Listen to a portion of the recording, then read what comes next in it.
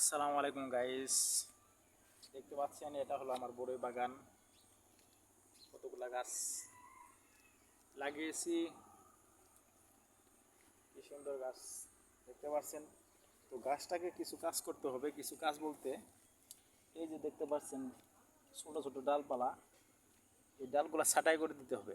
ডালগুলা ছাঁটাই করলে কি হবে, গাছটা অনেক মজবুত হবে।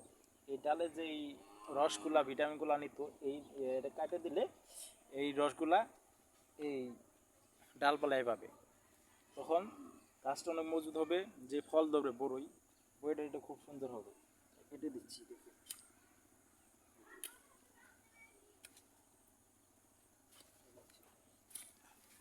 দেখতে পাচ্ছেন কি সুন্দর।